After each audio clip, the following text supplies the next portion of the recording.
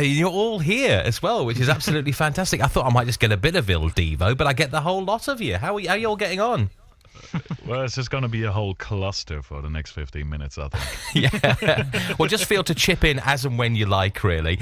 First of all, the new album is almost out. Congratulations on it. And I know this is a real passionate project for you guys, isn't it?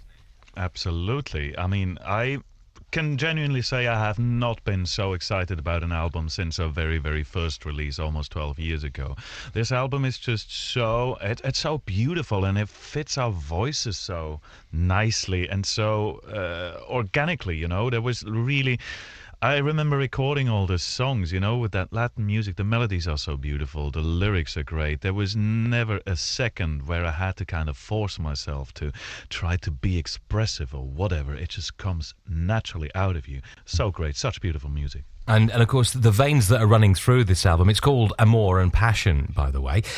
You're working with a Colombian producer and a multiple Latin Grammy winner, so you can't really go far wrong, really, can you? Yeah, absolutely. It was amazing. I mean, obviously, when you work with someone who knows this songs very well. I mean, it was a difficult choice, to put the songs together, because obviously we had so many fantastic, amazing ballads, and just to choose only 12 of them, it was quite difficult. And then we choose one of them. It wasn't really Latin. It was the Ode to Joy from Beethoven. And there was a guy, the first rock singer who put the lyrics in Spanish lyrics to that song was a guy called Miguel Rios, and he was number one in the 1970s. So then we just choose a song to put a little more kind of operatic style inside the Latin style. Yeah, it's almost like a history project with this album, isn't it? Because you've obviously done your research here to find out where the nucleus of these songs is coming from, to make that fit. So you must have learnt an awful lot while researching the songs.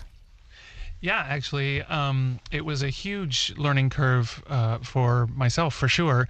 You know, I've been kind of peripherally aware of a handful of songs on the album, like Bésame Mucho and, you know, the Gloria Estefan. Obviously, I knew the English version of that, Volver as well. But a lot of these songs were brand new to me. I had never heard any of them. I mean, when we came up with the idea for the theme of making this a Latin music album, we all kind of went away and did our own research for it, and we all kind of came back with a list of songs, and obviously our record company had their ideas of what they wanted to do, and then there was the Latin record company heads in those countries. They were contributing their lists, and so you know, we had to really whittle down this list of 200 plus songs into the top 12 songs. And you know, then going forward, once we had those songs, living them with them for a while, kind of letting them integrate into our ears and into our voices, and practicing them, and kind of finding this Latin style amidst the Il Divo style. It was a real process. Yeah, it's amazing that you're making an album like this now, because with the experience you've had and the years that have gone by, as you mentioned, you were brought together by Simon Cowell back in 2003, and of course that first album did so well in 2004. And at that time, you could never have released an album like this then, because people had to be gently cajoled into who you were and the message that you had. So it's interesting, isn't it, how the passage of time has sort of allowed you. This is almost like a little bit of a finishing medal. Not that you tend to finish, but you know what I'm saying, don't you? It's almost like, look, this is how far we've come, and we can release an album that's actually not quite as simple as people might expect. You know, you've got to work on these songs. Oh, yeah, absolutely. But you know what? It's funny. David just said yesterday, I'm very happy we didn't release this album as the very first one, because then we would just have been branded as a Latin band. Yes. You know? Yeah. And the whole Il Divo would have turned into something completely different. And you are absolutely right. You know, by now we are so established also with the genre of music that we've kind of all created together with the producers and together with Simon, that we really now have the freedom to branch out and do other things that we are really genuinely interested in and excited by. And this Latin album, You know, it's quite funny to me that everybody, all the signals I get from outside is that this is a big, big departure from everything we've done so far. While in the meantime, to me, myself, it seems like the most obvious thing we've ever done in 12 years. Just because everything, it fits us so naturally, so flawlessly, that it is... it's just such great music, and it works so far. Yeah, Amor y Pasión, you know, that's all we've ever been doing, you know. We sing, and we sing about love, and we sing about passion, and it's just perfect fit. Il Divo, my special guest this afternoon. We'll hear one of their tracks and talk more in just a second or two. It's BBC Essex, 16 minutes past 2 now.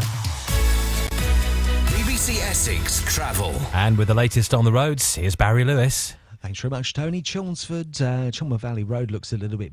Sell-out world tours, and it's amazing to think, isn't it, that they all came together over 10 years ago now. Il Divo there, can't help falling in love.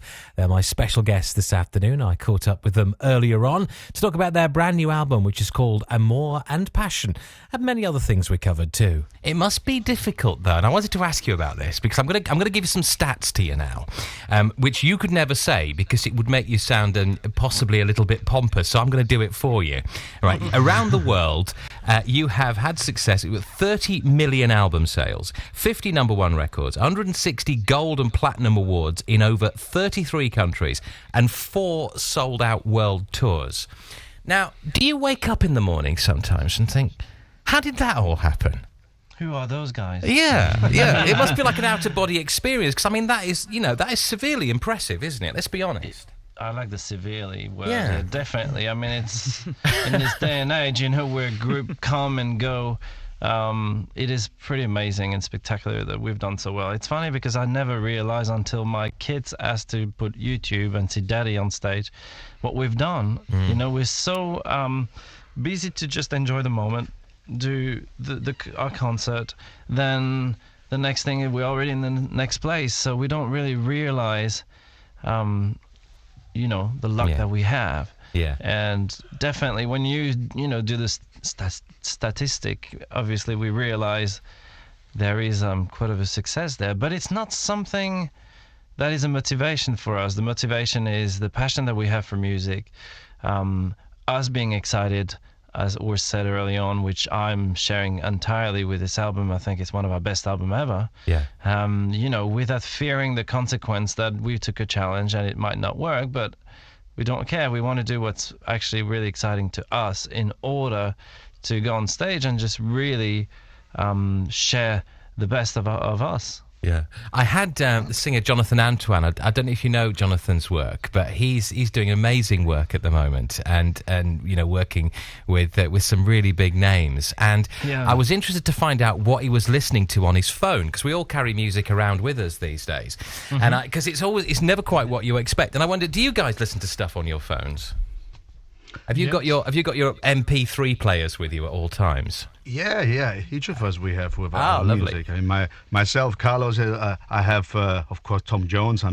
He's my idol, and then I have Frank Sinatra. I'm a kind of an old-fashioned, kind of old. Old. Yes, I'm old too. So therefore I'm old-fashioned. And the other guys, they have, cassettes. Heavy metal. They have cassettes. Have you got a C60 there? Have you? Yeah. I have a Walkman. Yeah, I have still Walkman with me. We still have to carry a pen when the thing gets twisted. Yeah. Get the tape back in. Yeah. That's brilliant. Who else can we have a crack at? Anybody else? Go on, put your hand up in a virtual way. What have you got on your phones? Oh, the stuff I listen to is it's actually very diverse these days. But my favorite music is just still what I grew up with when I was a teenager, and that's hard rock and heavy metal from the mid '80s to the mid '90s.